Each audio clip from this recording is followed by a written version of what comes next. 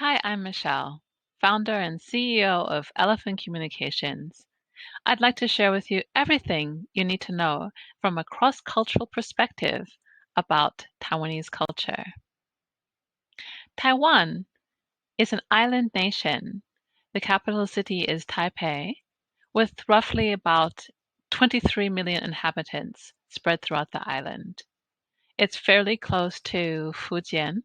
The food is delicious, and the bubble tea is fantastic.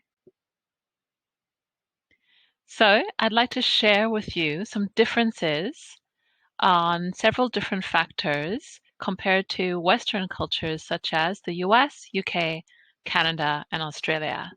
So, these factors that we'll be discussing are power distance, individualism, uncertainty avoidance, and finally, long term orientation, as well as some related details. So, let's begin with power distance. Taiwan, at a score of 58, is higher than the US at 40. So power distance discusses the acceptance of hierarchy between different members of society and how prevalent it is.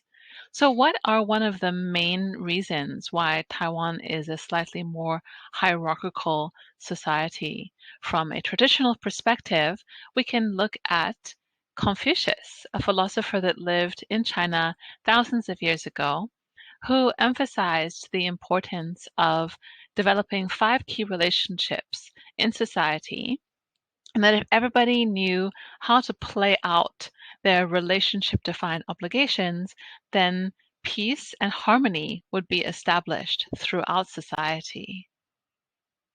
So, no matter who you are or what your role is, you will know how to fulfill your obligations, specifically in terms of filial piety, showing respect for your parents as well as elders, such as your teacher and your professors. So, not only has Confucian thought deeply impacted Taiwan, but also Taoism. Both of these are very ancient Chinese ways of thinking and philosophy. So the idea is that in society, whatever role you are playing, whether it be personal or professional, you will know what the obligation is that you need to fulfill. And by doing that, if everybody fulfills their roles properly, then society will be harmonious. Of course, this isn't ideal and may not be reflected in every situation now in our modern times. However, certainly these factors have a very deep undercurrent in society, and the effects can still be seen in daily life. So we see this Chinese idiom here, once a teacher of mine, even for a day, always a parent of mine. So from this, we can see the importance of both showing respect to your parents as well as to your teacher. And then when you grow up, by extension, your superiors in the workplace. This will play out in many different ways, as well as individualism. So here we'll compare the Taiwan with the UK. Taiwan has quite a low score of individualism at 17 compared to the UK at 89, which is quite similar to the other countries that we are discussing today. So this is talking about the degree of interdependence a society maintains amongst its members. So we can see that Taiwan is considered to be a collectivist society, whereas the UK would be focused more on being an individualistic society or culture. Okay, so to continue with this idea about individualism, let's see one of the ways that this plays out. This plays out in terms of how we build trust and negotiate. So, 2 things I suggest you can try. The first is to bear in mind is focus on relationship. So rather than just focusing on the deal, you can focus on developing trust in the relationship so that it is more long term. The second you can try to do is to respect the process. It may not go as quickly as you are used to if you are coming from a more individualistic culture, because you need to remember in Taiwan being a more collectivistic culture, there will be a lot of discussion and focus placed on how this will impact all parties, all members. So remember to respect the process. If you can do those two things, and these that we'll discuss now, I think that you'll meet with great success no matter what your purpose for living in or interacting with Taiwanese culture is. So some important societal values can be seen here, but before we cover them, I'd like to talk about this little cartoon here. So this woman is being complimented and her response is, ah, no, no, no. So when I first came to Taiwan and I would be complimented, I would take it very seriously, thank the person, and then discuss whatever they complimented me on. But slowly, through observation and through study, I realized that actually most of the times when people get complimented or they're placed in a position of power, they will usually try to show deference or humility. So I suggest that you can try this to be respected more and to find more harmony in your relationships. So the first of the three main points that I'd like to talk about here, the first one is respect for hierarchy, as we discussed. A one point that is new here that I'd like to mention is to have a sense of duty, or at least be aware when you're interacting with Taiwanese that their behavior will be based on their sense of duty in any particular situation, especially towards respect for your seniors. The next one is to always try to avoid conflict. Maybe in your culture or in some other cultures, it is shown to be respectful, to be honest and forthright, to really speak your mind. However, in Taiwan, we will care a lot about face. I'll talk about that a little bit later. So showing tolerance, being patient, and less demanding will go a far way. Finally, focus on building relationships. This is very important for the point about trust that I mentioned earlier. It will be very important for people to know that you are trustworthy, and also to always show gratitude for any favors that are shown to you, given to you. Okay, moving on. Let's talk about uncertainty avoidance here between Taiwan versus Australia. So Taiwan has a higher uncertainty avoidance at 69, which means that details about the future are carefully planned out, and all factors will be considered very carefully before making a decision. So language and culture are always interlinked, so no discussion about culture can really be devoid of how the language influences or is influenced, and both by it. So let's talk about Chinese for a little bit. Here in Taiwan, traditional Chinese is spoken, and every word is represented by a character, and each character is a pictograph, so it has a deep meaning.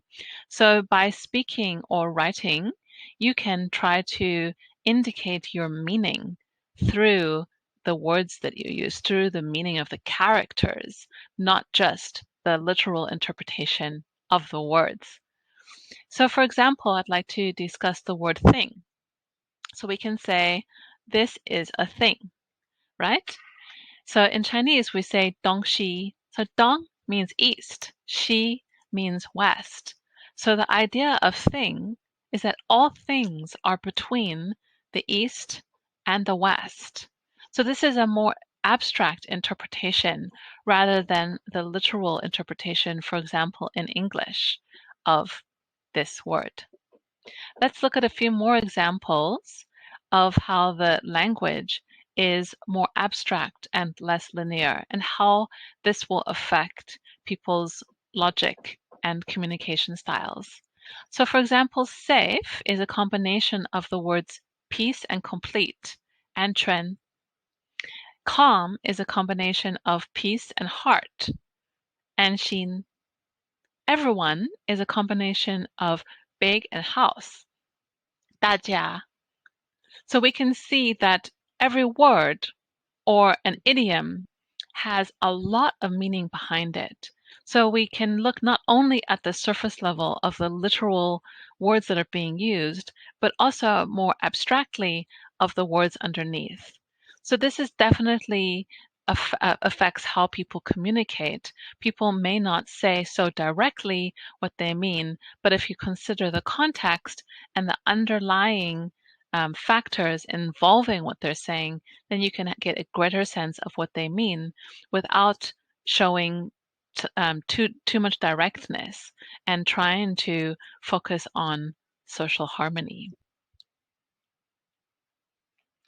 Let's look at how to write an address. This is interesting because this shows how in Taiwanese culture, the emphasis is placed on the whole and then narrows down to the unit, the individual. So in Western countries, we will focus on the smaller details and then build up slowly, finally finishing at the country.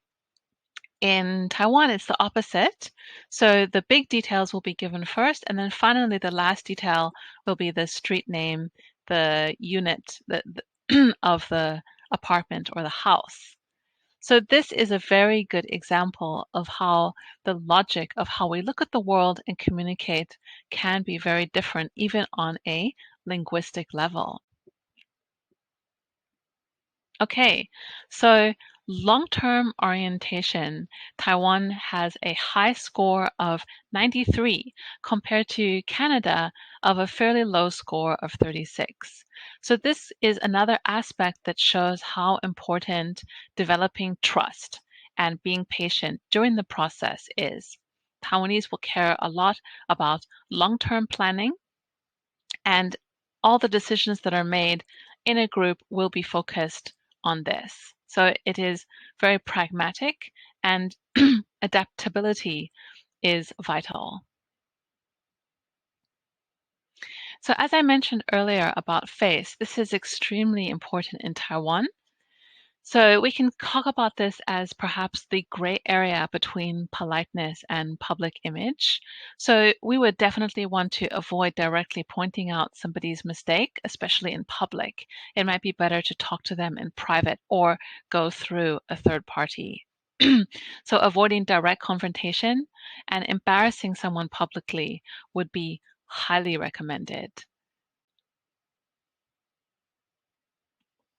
All right, so some golden rules that I have learned through my own examples and life stories over the last 15 years in Taiwan are always try to be deferential at all times, especially to your seniors. Showing humility and respect for age and rank will get you very far personally and professionally.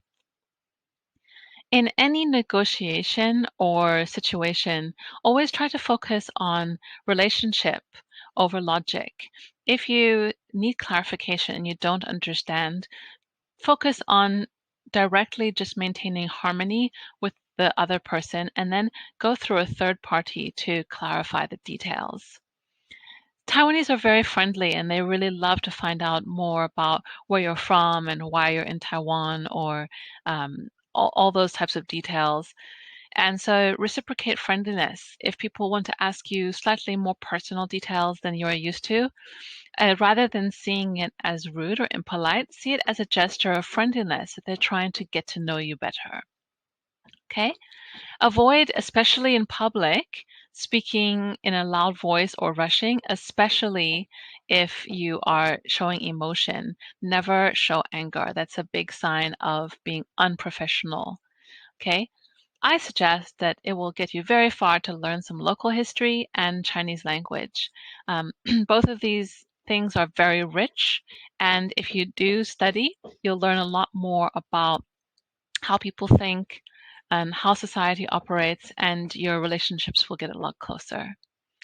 Okay, so finally, always keep your calm and remember that patience and allowing time for reflection are the keys to making progress, however slow it may seem. So don't be in a rush. A little bit about me.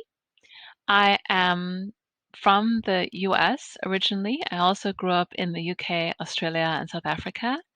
I spent the last 2 decades in Asia, Japan, Beijing, India, and for the last 15 years in Taipei. I'm fluent in Mandarin Chinese, and my life's work is helping to bridge the cultures of the East and the West and helping teams and individuals develop their intercultural communication skills. Thank you so much for watching, and welcome to find out more about us on our website or follow us on social media. Thank you.